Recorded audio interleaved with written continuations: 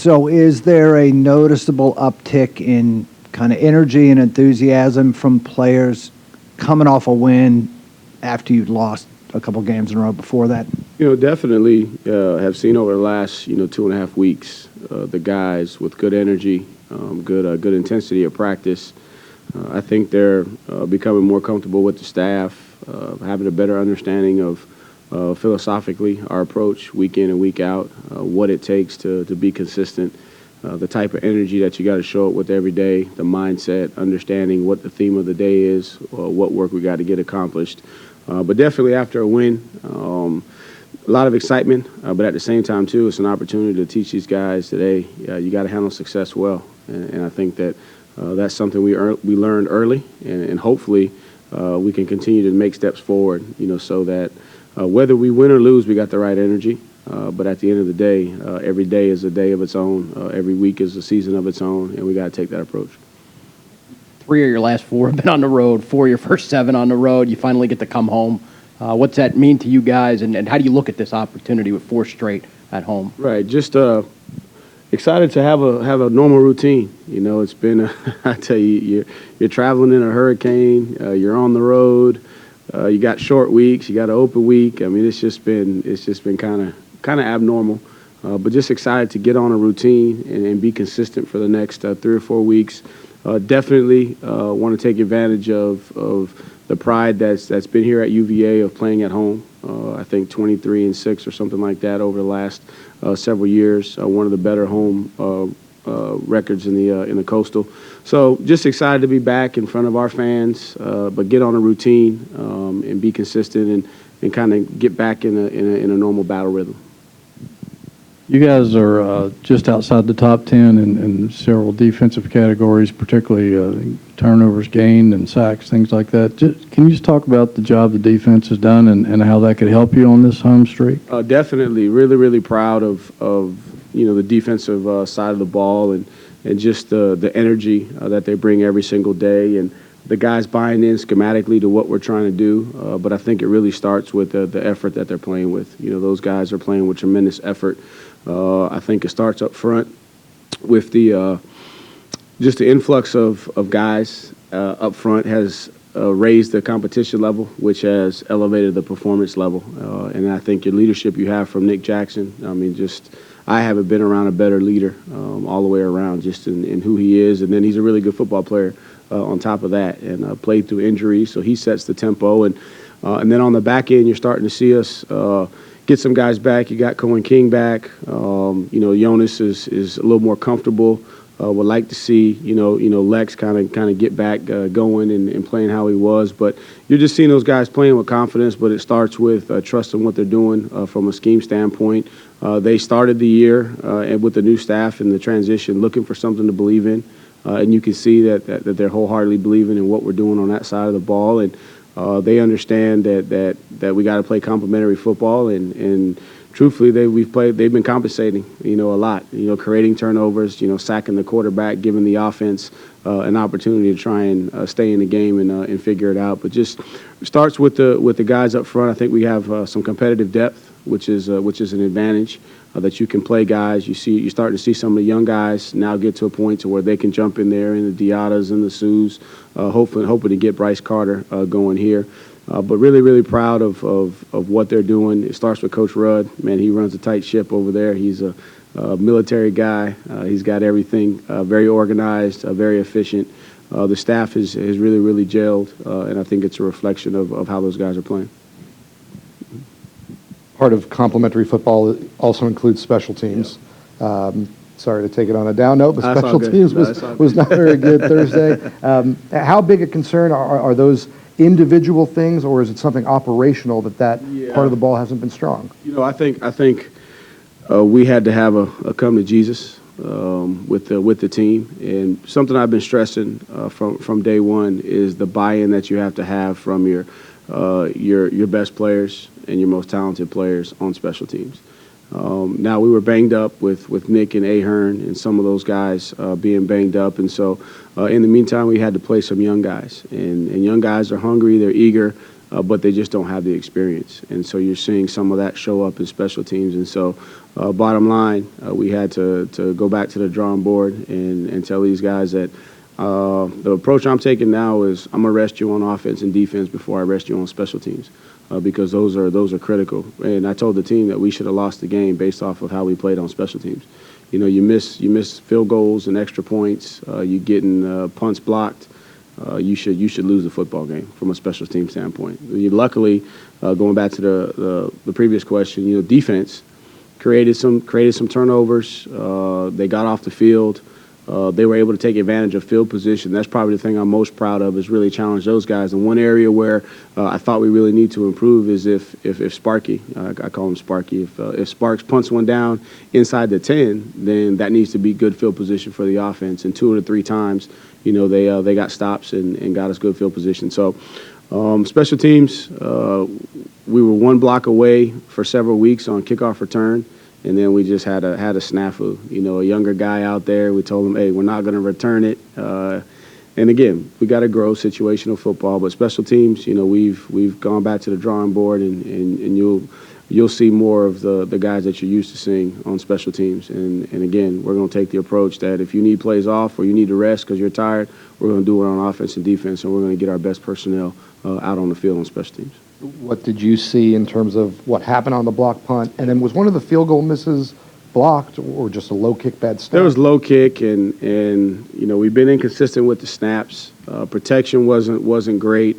Young guy, we've been challenging him to get the ball up. You know, he's been kicking low kicks, and a couple times he was watching the snap and kind of threw him off. Snap was off right, snap was high, kind of got him off kilter. So we gotta be more consistent with the snap. First time, prime time, under the lights, you know, for a young guy, that's where, you know, you got to be prepared. And every day in practice, you got to go through your routine. So the block punt, unfortunately, you know, bad technique. You know, we got a couple guys in there. Again, because we're injured at some spots, we're having to play some guys that don't have as much experience, and wrong targeting. You know, we should be on the far target. We're on the near target. So now what we're doing is we're turning extra guys loose on a 2-man shield. And, you know, Cam's got his eyes on one guy. Next thing you know, there's 3 guys that flash on him, you know, and anybody in that position has got to pick one. He tries to pick one, he ducks his head, and next thing you know, it's blocked. But a lot of it is, you know, trusting the technique, trusting the footwork, understanding the difference between what we're teaching in an open step and a cut step, and what our targets are when we say near number, far number, near via the neck, you know, the proper punch. So it was a combination of schematically they put us in a tough position. We got to slow down. We got to recount. Cam, as the quarterback of our punt team, he's got to slow down, let the guys recount, make sure we're targeted right. But fundamentally, we just got to be better up front, and it comes down to guys, you know, trusting what we're telling them from a technique standpoint, and then going out and transitioning to the field and executing. You mentioned before talking about success and, you know, kind of learning to deal with success. How do you reinforce that just kind of coming off a win? It's Monday is Monday. It's Mindset Monday. You had a chance to celebrate it over the weekend. Now it's time to get back to work and understand that the plays that you made last week, they don't carry over. Now you have to start all the way over, and you got to reset every single day and understand that you must respect the process at all times and challenge yourself. Now you're in the game 8. So the body's starting to tell you, man, this is a long season. Right, I'm a little bit tired. I want to start feeling sorry for myself. And that's where the coaches, we got to do a great job of making sure we continue to apply the pressure. But you got to respond the right way, and you got to go to work and understand that, hey, if you wanna enjoy the feeling that you felt on Thursday night, then you got to pay the price. So just challenging these guys with the mindset and the perspective and the way that they think, and then also getting them to understand that whether you have success or failure, right? Winners think a certain way, right? If you have failure, you respond, right, the right way. You don't let it beat you twice. When you have success, then you say, you know what, I had success because I trusted the process, and I'm going to continue to trust the process and not do my own thing. So we'll challenge them every day of the week with a different theme. But the biggest thing is being consistent in the message, and then us not changing, you know, as coaches, and making sure that as coaches we continue to harp on the little things, push the details, demand the effort that we're looking for. And there's still some opportunities, I feel like, from a team perspective that we can play a little bit harder in spots. And Brennan referred to that touchdown as vintage Wicks that we saw on Thursday night. How close is he to being vintage Wicks, being the guy that was first team All ACC last year? I think he's really close. I think he just has to, man, just turn it loose. Turn it loose. And I know we're asking you schematically to do some things that may be different, just from a thought process standpoint and a processing standpoint. But man, he's more than capable, and it was good to see him have that. He's been practicing. He's been practicing a lot better over the last couple weeks. You're starting to see him become a little bit more comfortable in what we're doing. I think it's critical that he does, because if you watch Brennan in the game, 2 turnovers in 5 plays, right? 6 points for the opposition. Now he's like, I got to go make a play. And so then you start to get antsy in the pocket, where I need you to sit in the pocket. You got good protection, deliver the ball. Now the ball's on time, and you're not scrambling to your left and throwing it behind the receiver. Receiver still got to make the play. But if you trust the process, that's why we got to get the receiver to understand, hey, this is how we're doing things, okay? And yes, I know you guys have made plays in the past and vintage Wicks, and we've thrown some up. Those plays are going to come, but we can't force them, right? Those have to be when plays break down. That's what you guys do when plays break down. But when the plays are there, we got to make the routine play. Jay Wolfak wasn't dressed for against Georgia Tech, and then Mike Collins didn't play. Are those long-term issues? No, Hollins is back. Jay's back. Jay, Thursday, in a non-contact practice, just felt something in his knee. MRI showed that it was more stuff that he had in high school, but still was swollen and sore, and so it wasn't in his best interest to have him try and go. And a little bit disappointing, because we had some stuff planned for him, but he's back in practice, full speed, running around. And then Mike was out last week because of protocol, but now he's cleared to go and ready to help us. With Miami, do you see similarities with them and what they're going through under Mario in his first year to what you guys have gone through a little bit this year? I would imagine you're seeing it if you just watch us, in particular offensively, guys that had success, and now you got a new system coming in. Man, it takes time. It's a whole new chemistry, that you have to develop. And then same thing defensively. You see those guys flying around at times, but then you see times where you'd like to see a little bit better. And again, that's to be expected. I haven't been around Coach Cristobal long, but in my time, the impression that he's made on me is that he's going to do it the right way. He's going to make it about building the right culture, based off of the values that he believes, and in my opinion, I believe his values are in the right place based off of what I know about him. And it's just a transition. It's just a process. And obviously, all of us hope and wish that it would happen, faster than it does. But the gurus that talk about changing cultures and doing things like that say it takes you at least 18 months.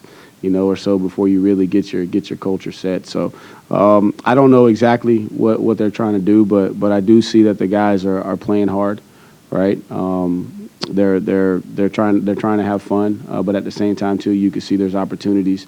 I think they had 8 turnovers last game, and those are a reflection of like Paris. I just go back to Paris, and Paris is not trying to fumble the football, but it's goes back to practice habits, and breaking bad practice habits. You always got to cover the nose of the ball. That's the number one thing. And we talk about nose the ball, wrist up to your chin, and just being consistent with the mundane. And so you see some of those aspects when you cut on the film. But I anticipate now.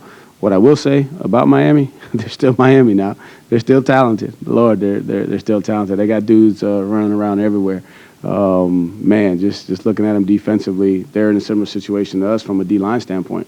They're playing a lot of guys, and they're playing guys with that's quality depth for them that you don't see much of a change-up. And I think they're up there in the country in sacks that they've had. It's because they're fresh. They're rolling. They can push the pocket. They can collapse the pocket from the inside, right? They got speed off the edge, and then if they get you behind the chains, they're gonna get a rabbit package going. Their linebackers are downhill. Their secondary guys, they got creatures in the secondary. They can play you man coverage. They can lock you up. Offensively, they're gonna throw the ball down the field, right? They're gonna have their RPOs. They're gonna try and establish the run game. but they got dudes on the outside that can win one-on-one, and they got a quarterback that can put the ball where it needs to be. So just trying to get this team to understand, man, you better not be looking at records. You better not be falling for the bait. This is a very, very good football team, a very talented football team that is close to having a different, completely different record. So we're gonna have to play well.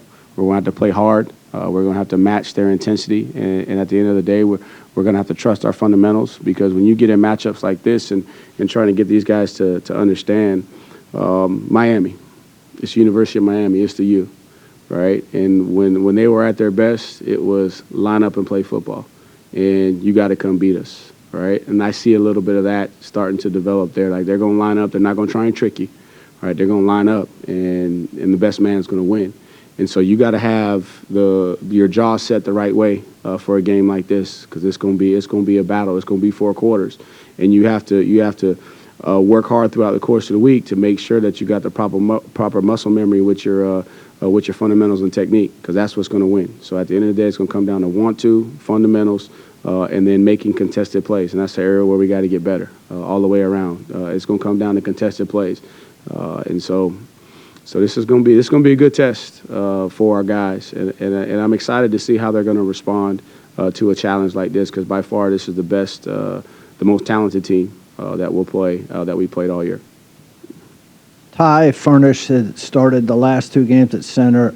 I think he's been out there for most of the reps. I know Justice has been in some. What was his response to, losing his job, if only a little bit, to Justice kind of mid-season? These guys understand it's day to day. I mean, it's day to day, and we want to play more guys. We want to have competitive depth. I think at that position, what you're starting to see is an understanding that one guy may be better suited to do certain things as opposed to the other guy. So Ty may have strengths in this area where Justice has strengths in the other areas, and then both of those guys have played for us. They've shown that they can perform on the field, and so what you're seeing is just a combination of trying to get the right guy in there for the right situation, but then also having 2 guys ready to go, and then rewarding the guys that deserve to play, and that's where we're trying to push offensively, is just to be able to play more guys with competitive depth, especially at receiver. We're throwing JR in there, and he's a young guy, and he's talented, and he's got a ton of upside, and he's going to be awesome, but he's still a young guy, and so we get him in there, and he goes the wrong way, and so that's where we are offensively, is just trying to build competitive depth, where I think on the defensive side of the ball, you're seeing that's coming along a lot faster than what we got offensively. But he responded the right way. Both of those guys compete. They understand that, hey, they got to earn the job every day, and they understand they also have roles that we're going to try and take advantage of within the game.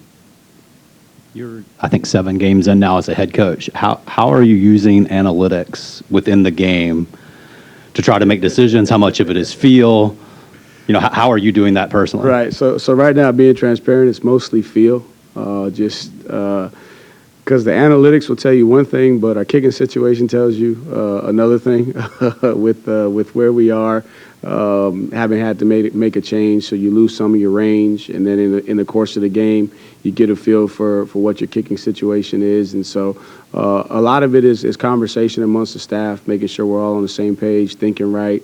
But more feel right now than it is analytics, especially with the inconsistency that we had on offense, and then sometimes me trying to send a message like, hey, conventionally I shouldn't do this, but hey, I'm gonna go for it to show these guys I got confidence, right, to build confidence in the offense. So a lot of it now is more game specific, more feel, and I think as we grow and we get the foundation laid within the program, then we'll be able to incorporate a little bit more analytics.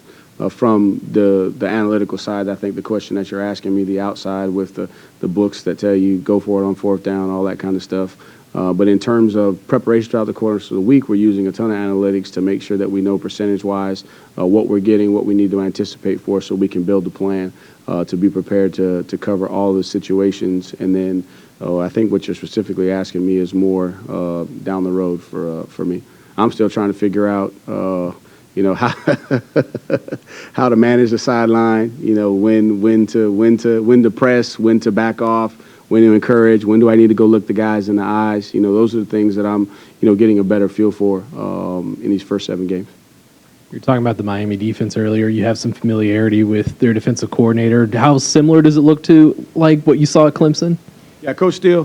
First, he's South Carolina guy, so we share those roots. But one, I worked with him at Clemson when I first got there, and he was very, very good to me first and foremost. So I got a tremendous amount of respect for who he is as a person and how he was as a coworker. But then having competed against him when he was at Auburn, and then at Clemson for a little while, and then now at Miami, one, his guys are going to be fundamentally sound. He's going to be fundamentally sound.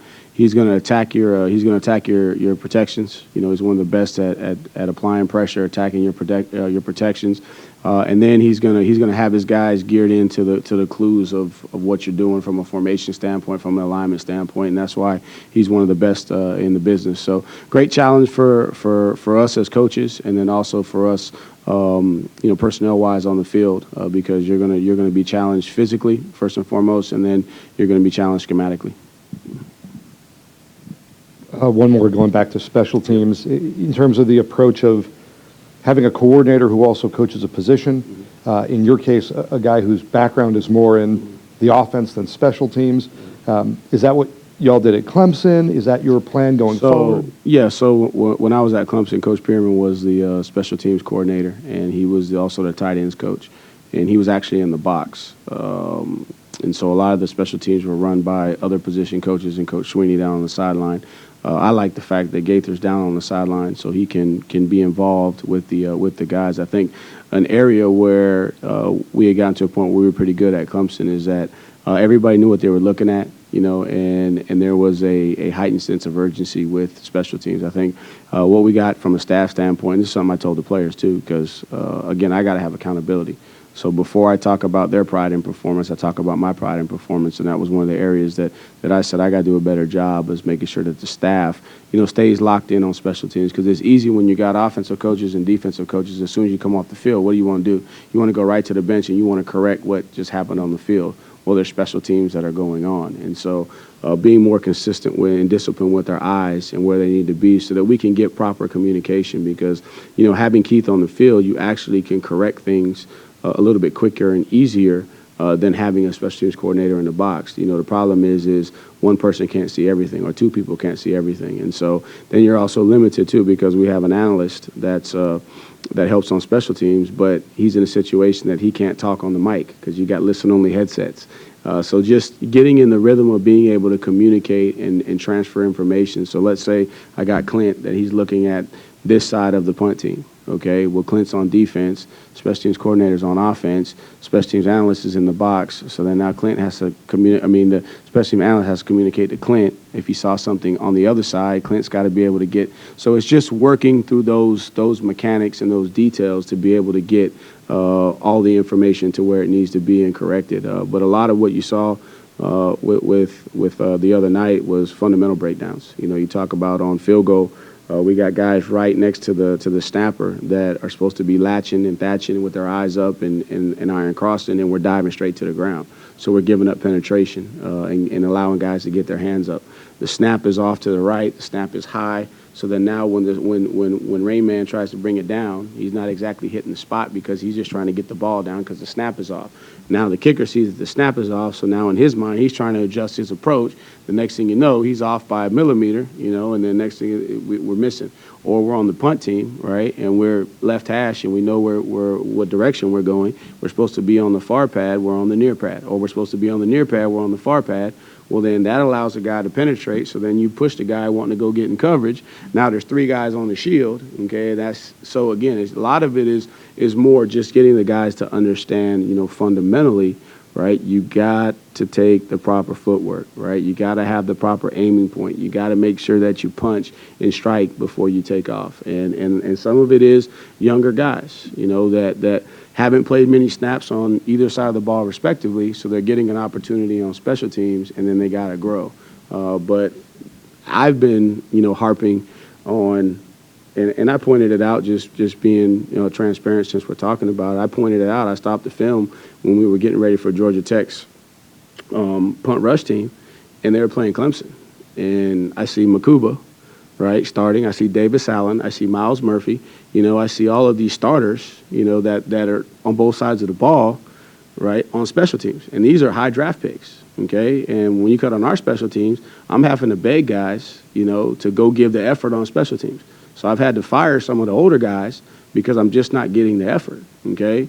And now we're playing with younger guys, and no offense to the younger guys, but they just haven't played, right? They don't have game experience. And so I said, the heck with that, right? All right, I'm putting a stop to that. Nick Jackson, you're going back out there. And Nick Jackson wasn't one of the guys, but Nick Jackson, you're going back on the punt. James Jackson, you're going to be on the punt. James Jackson was one of the guys that he's going to be a really good football player, right? He's probably the most talented of all the linebackers, right? But he was playing on kickoff, he was playing on punt, and he wasn't giving the same effort, right? He was kind of taking those plays off because he was conserving himself for defense. And so I ended up firing him to make a point, right? But now, no, I'm going to demand it, and we're going to get it. You're going to give it. And I think the guys now seeing that you can lose games on special teams and understanding how in a game like that, you got, how many turnovers did we have? 3? We had 3 turnovers. We had a block punt. We missed 2 field goals and an extra point. You're not supposed to win games like that, right? It's just defense gave us a chance, okay? They stopped the run, forced them to be one-dimensional, and we found a way to win the game. Proud of that, but let's be honest that we can't win football. We can't win many football games like that. And this stretch run that we're getting ready to play, right, you're getting ready to play some teams that are really talented that will take advantage of that. So going forward, you'll see more of the guys that are playing on offense and defense out there contributing on special teams. I'll move away from special teams. No, you're good. Brennan Armstrong ran at a season-high 13 times in this past game. You mentioned Woolfolk having a package.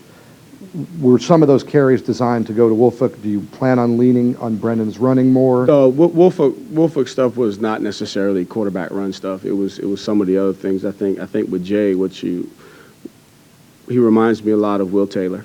That was that Clemson baseball guy that came in as a quarterback, and Jay's gonna be the quarterback in the future. There's no question about that. But he's very dynamic with the football in his hands. And actually, we were getting ready to let him be our punt returner.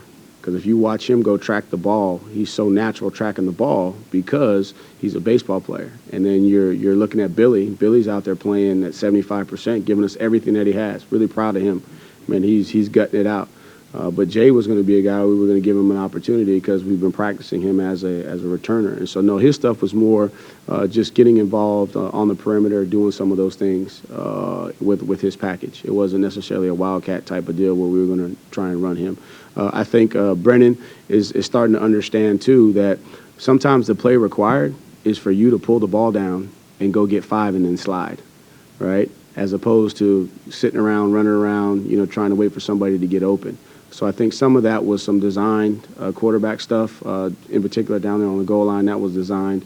But some of the other stuff was just extending plays. And I think back to the first championship that I was a part of out in Arizona versus Alabama. We lost that game, but Deshaun extended a lot of plays, with just pulling the ball down, not forcing it, not trying to extend the play other than pull the ball down, let's go get 5, now we stay on schedule. Anybody else? Okay. Oh, Jerry.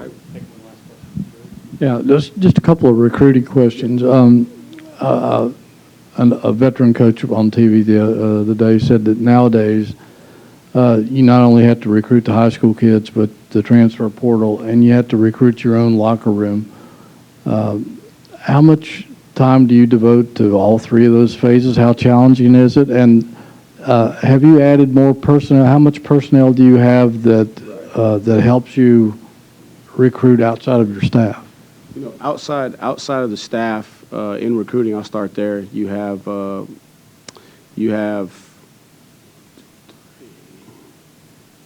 6.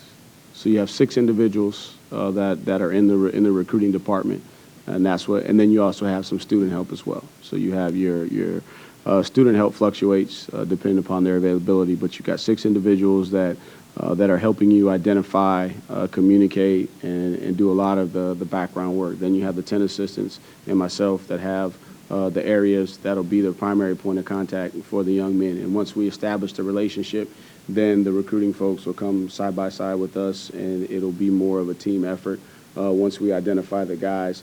Pretty much every night you're doing something with the high school guys, you know, from a communication standpoint, talking to them, texting with them, talking on Twitter. Transfer portal, you know, that area is a little bit tough right now because of the new transfer portal windows. That'll pick up once the season is over. That'll pick up, and I think what the NCAA is trying to do is trying to make that more uniform, so that it's not all year long, that guys have certain windows, in attempt to, you know, protect the season, protect the young men, but then also give them ample opportunity to be able to move if they need to move. So that'll pick up here. Not doing as much other than just monitoring it, seeing who's in there. We won't know until once we get through the season what our true needs will be. We're projecting needs, and so we're planning on, if we're going to take 3 at a position, I'll determine, okay, I want 2 high school guys and 1 grad transfer. Okay, to kind of keep the pipeline flowing, but then also get some experience. And then with the locker room, I think the way you recruit the locker room is to have a healthy culture first and foremost. You play the guys that deserve to play, and that's an area that I'm pushing the coaches to, hey, let's make sure the guys that have earned their right to play, let's play. And I spent a little bit of time today recruiting Nick Jackson.